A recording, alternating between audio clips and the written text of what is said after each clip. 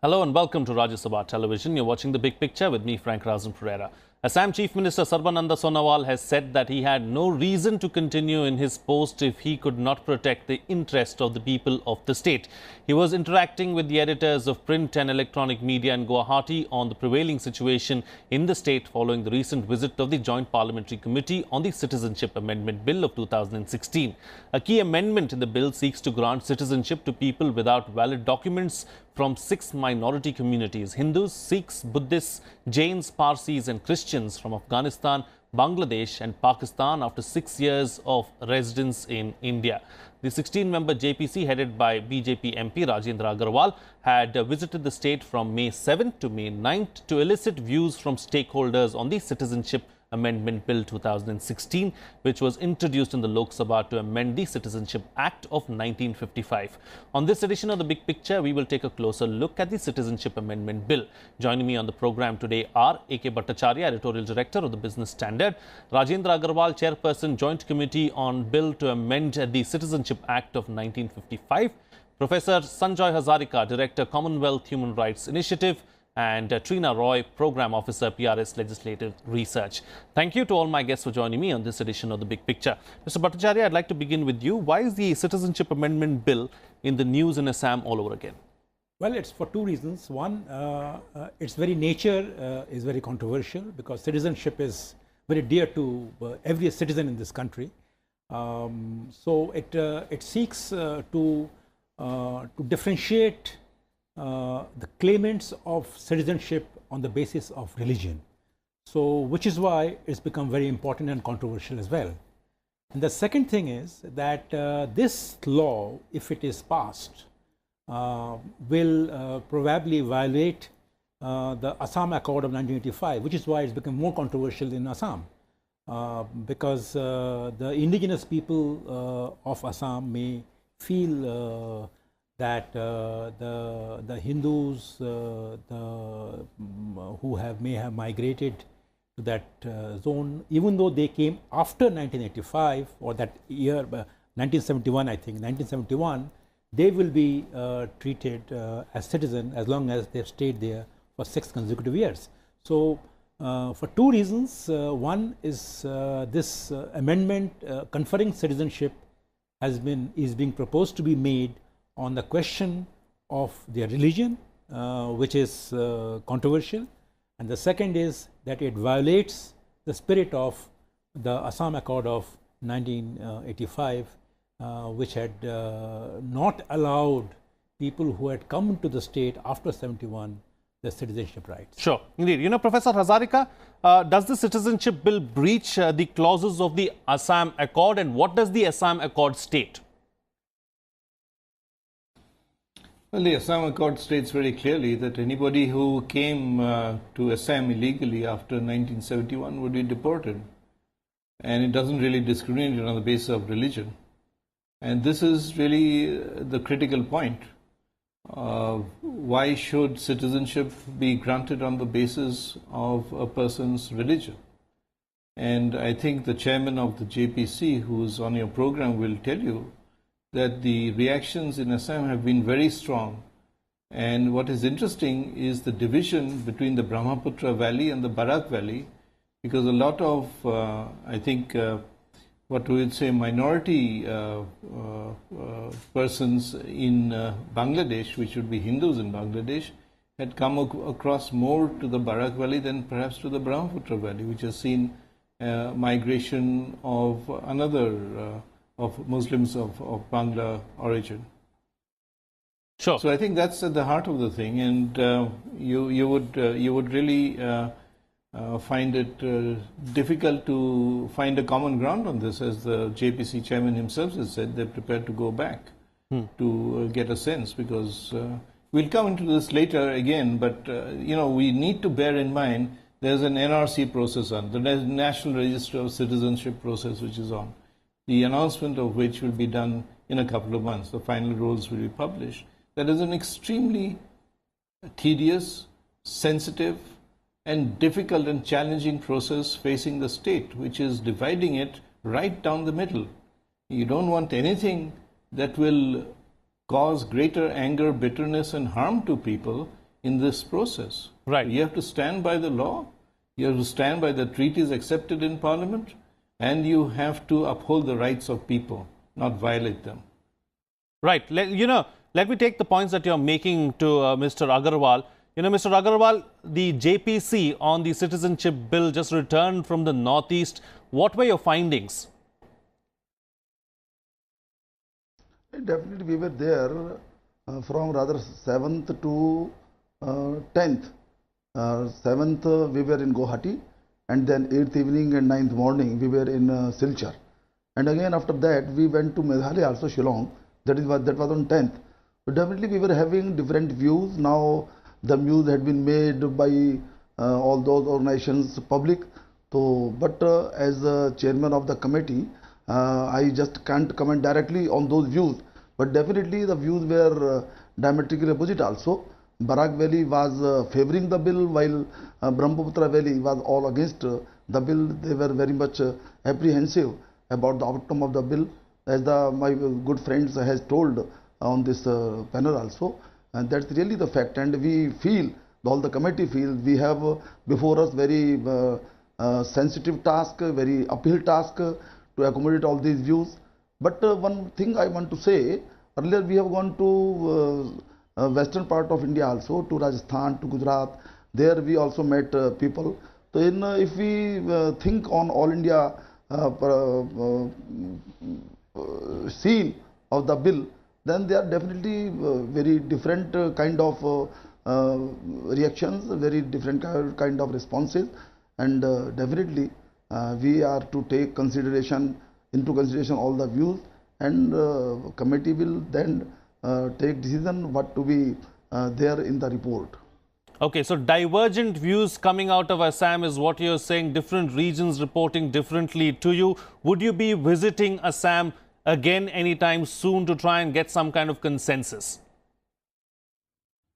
Yeah, might be, because the committee felt this. Some more people, more organizations from different part of Assam, say northern part of Assam, they wanted to be before the committee. Although we had already called so many organizations to Delhi also, and they came. We have got quite a good number before the committee earlier. But as the demand was, as the expectations were there, we might see, we might go again to some parts of Assam, and of course to Tripura and all other places where the stakeholders regarding this bill are. So we will think to go to these places. Okay, Professor, I can see you putting up your hand. I think you want to intervene. Go ahead, make your point. Thank you. I just wanted to say that in Meghalaya also the view, I believe, of that the JPC received was against the amendment, very strongly against the amendment, whether it's the Khasi Students' Union or other groups, that they did not want an accession, they did not want the bill to be passed as the amendments to be passed. That's one. I just wanted to ask the chairman, I don't want to put him on the spot, but since this is a national bill, it's not just for Assam, it's for other parts of the country, for the whole country. Can I ask him if a possibility before the JPC is making an exception in the case of Assam and not allowing the amendments, not enabling the amendments to be applicable in the case of Assam, as was done as far as the Foreign Tribunals Bill was concerned, Act was concerned. It didn't apply to other parts of India, Sure. but only to Assam. So why don't you reverse that? Okay, Mr. Agarwal, do you want to take that question? Are you in a position to answer that? Yes. They gave, it's right that some people suggested that Assam could be kept out of the amendment. And one more idea was there, right now it's for 3 countries, Pakistan, Afghanistan and Bangladesh. Could Bangladesh be kept out of this? So there are these views, and very pragmatic views rather, I should say. The committee will consider all these factors, sitting with the officials of different ministries, all the members of different parties, different stakeholders from states, and as I said, from parties. Definitely these sensitive issues are to be addressed, and we will take care how can some consensus report can come. We will see it. Definitely, as I told in my first reaction, we have got a very uphill task to accommodate all the sensitivities and aspirations of the people. Okay, very frankly answered there by Mr. Agarwal. You know, there are several things that need to be taken into consideration. All stakeholders will be consulted, and probably some kind of a consensus report will come out sometime soon. Is what the chairperson of the JPC is suggesting. Let me go across to Trina Roy now. You know, as far as the Citizenship Amendment Bill itself is concerned, what is it all about, really? So the Citizenship Amendment Bill was introduced in July 2016. And it amends the Citizenship Act of 1955. The Act actually lays out the process for acquiring citizenship of India. And according to the Act, you can be an Indian citizen either by birth, by parentage, or by residing in the country for a certain time period. Now, the Act disallows or prohibits illegal migrants from becoming Indian citizens. Now, what we look at the Citizenship Amendment Bill, it makes an exception to this illegal migrants. It provides or makes it eligible for a certain group of illegal migrants to acquire citizenship. So, this group of illegal migrants, and first I'll just take a step back to explain who are illegal migrants. Illegal migrants are people who've entered the country without valid travel documents or have overstayed beyond the permitted time. So the bill looks at addressing this group of illegal migrants, which is certain groups, that is 6 religions, that is Hindus, Buddhists, Jains, Parsis, Christians and Sikhs belonging to the countries of Afghanistan, Pakistan and Bangladesh will be now eligible for citizenship. Right. You know, Mr. Bhattacharya, as the arguments on both sides now, if you look at Assam in particular, Meghalaya, the Chief Minister has said that he's not going to go ahead with the bill as well. That's where he's categorically stated that. So there seems to be a lot of opposition from the Northeast. Is the opposition justified? Well, you know, I think it is justified because for 2 reasons. One, while the current law, let's say in the constitution of the country, has something called Article 14, which is right to equality. Now, when you have the right to equality, it does not allow differentiation of any group of people unless there is a reasonable purpose which is mentioned. Now, unfortunately, as far as I know, that this Citizenship Amendment Bill does not mention any reasonable purpose for which a differentiation is thought to be made. Now, I think as long as you do not make it very clear that what is the reasonable purpose, that not everybody who is an illegal migrant who can become a citizen under this thing will be clear. Like the Assam Accord set a date. Say it's 1971, anybody comes after that will be deported. No, there was no differentiation of any groups. So, but in this Citizenship Amendment Bill, you are making a differentiation on the basis of the religion. Now, that to my mind is standing on very weak constitutional firmament. And my sense is, even though Mr. Agarwal has mentioned that in other states it has received some support, my fear is that it will definitely face some problem in passing muster as far as the constitutional validity of this law is concerned. That's number one. Number 2 is that if you do introduce it in Assam and in Meghalaya, you do you run into the Assam Accord, and you also raise the question of whether you want to treat all citizens of a state in the same way without differentiation on the basis of their caste, creed or religion. So I think on both grounds, this bill has a lot of hurdles to overcome, even though it might see that Assam is the only state or Meghalaya is the only state. But in many states will actually find this differentiation of groups of people, and that being the criterion of granting citizenship to those who have illegally come to this country is fraught situation. Sure. You know, Mr. Agarwal, do you want to respond to that? The bill itself constitutionally seems to be very fragile, and there certainly seems like an uphill task as far as the bill itself is concerned. About this clause 14 of the Constitution, I think there is an element of religious persecution persecution on religious basis. And the minorities in these countries, 3 countries, that is Pakistan, Afghanistan and Bangladesh, the element of persecution on religion base, that is different, that makes different thing. We, of course, we can't differentiate among the people on the basis of religion. That's our constitutional commitment. But the persecution element of this persecution, that makes some difference, I think. And of course, the bill, when it is drafted, some experts are there, they take care of all these constitutional obligations and consideration. So on this point particularly, I think the bill, it will not create much problem. Problem is about the, I think about this Assam Accord, because that was an accord between central government, state government, all the stakeholders, very important people. So that was rather an accord between people of Assam. So that is a big problem, and a big issue. I should not say problem. That big issue before the committee, and of course NRC, which is being conducted now under supervision of Supreme Court. That's also one very important thing, because say by end of June the register should be completed. Then which number is kept out of that, and what could be done about those people? That's a big issue before the committee, and we are to address these things. But as I said, regarding this clause 14, I don't think that becomes very big issue as I think. Okay. Professor Hazarika, as far as the bill in Assam is concerned, the ruling BJP itself seems to be divided. What kind of a political fallout can we expect from this?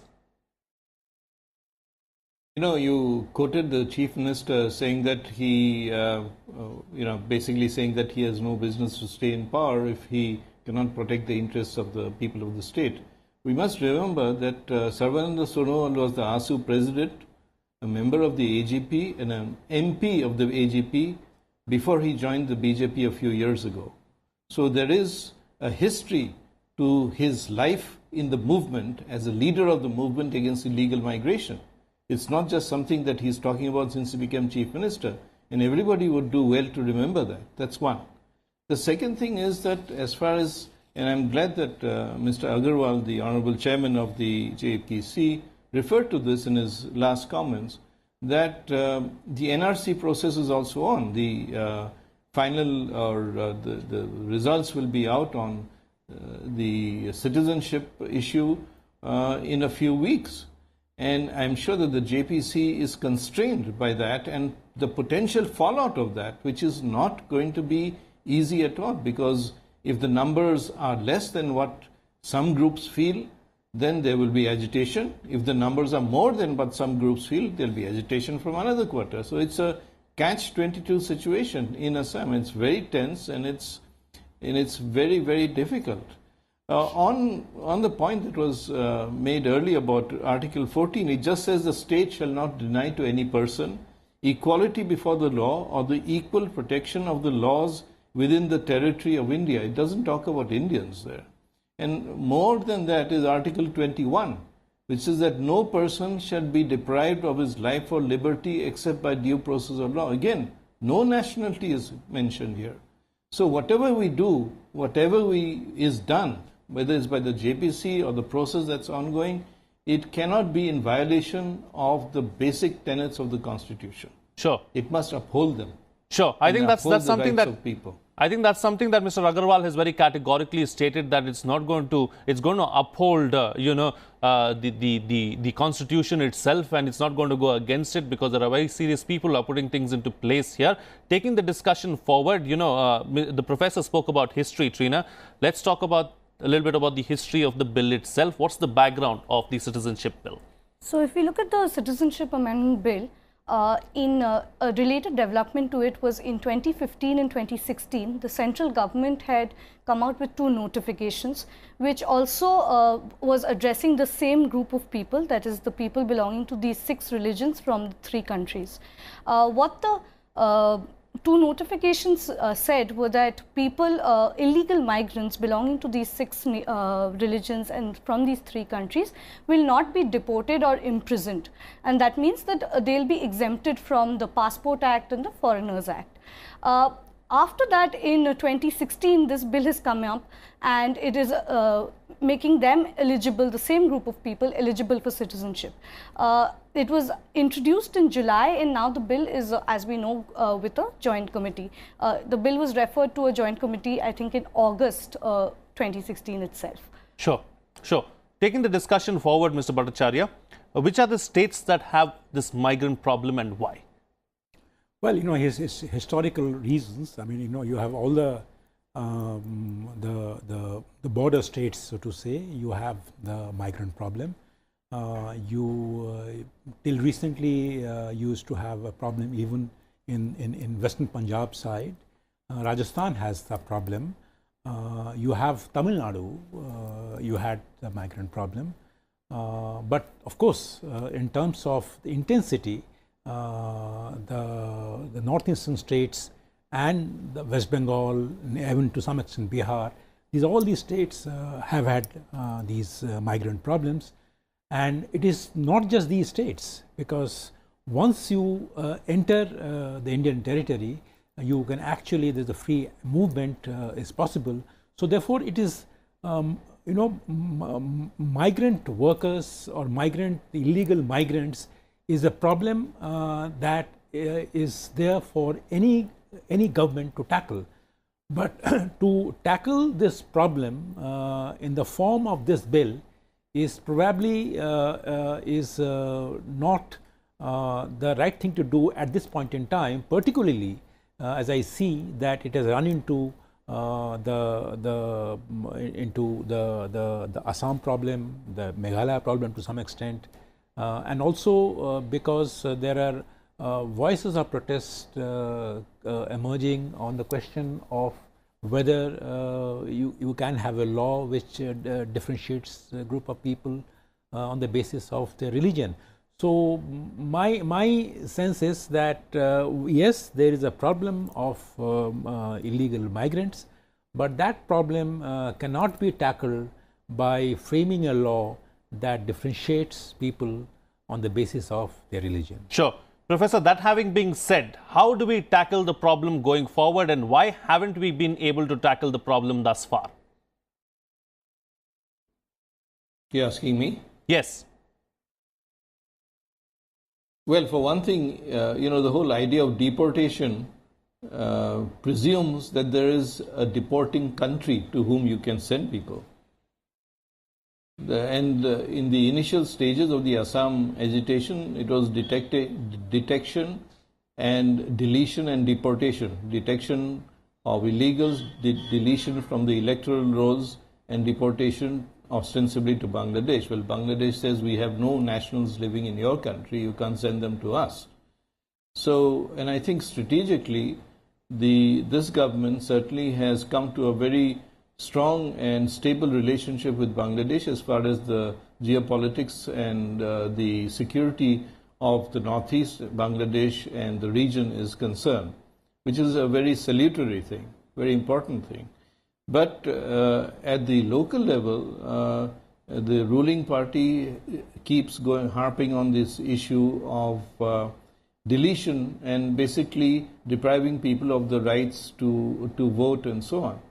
Now, one of the problems that we are seeing being created is the entire notion of statelessness, And this is going to be a real problem in the years to come, which will draw attention from not just domestic groups, but also international organizations, whether it's the UNHCR, the IOM, or the Office of the High Commissioner on Human Rights. So we have to be increasingly aware that the eyes of the world are on us, especially after what's happened in the neighborhood in Burma and in Myanmar and Bangladesh.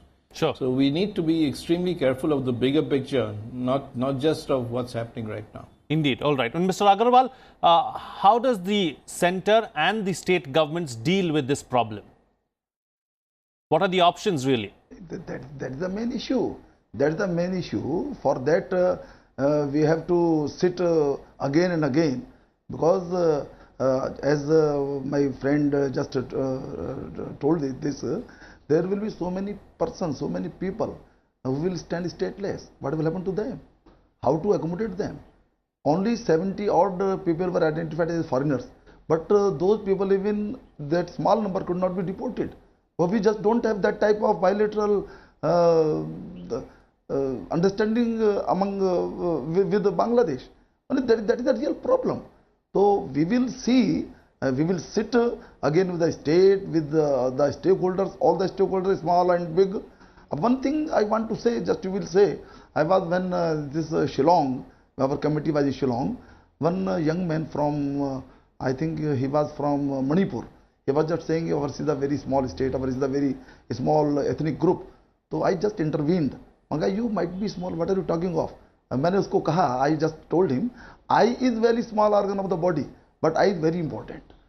That I want to say, every single small group, big group, every individual, we will try hard to accommodate his problems, his concerns. That much I can say. And sure. I believe that we will definitely get some way to solve these issues. Okay, is there a solution in sight really? I think there should be, because the problems are human and solutions are also human. Okay, all right. Quick closing comment from Trina Roy on, how does the Citizenship Amendment Bill propose to change the Citizenship Amendment Act of 1955? So, I'm going to break this down to three things. A, the Citizenship Amendment Bill amends the Act to make it's eligible for that group of illegal migrants to acquire citizenship. Now, under the Citizenship Act, one of the requirements for acquiring citizenship is that a person has to reside in India for 12 months and 11 years previous of the last 14 years. With regard to the illegal migrants, the group of illegal migrants, this 11-year period is relaxed to 6 years. Another thing that the bill does is with regard to OCI card holders, the bill provides a ground for cancellation of OCI card holders, and the ground is under violation of any law. So these are the broad things that the bill is looking to amend in the Act. Okay, great. All right. On that note, then we'll have to call it a wrap on this edition of The Big Picture. I'd like to thank all my guests for joining me on the program and putting things into perspective for us. That's it from me. See you again next time.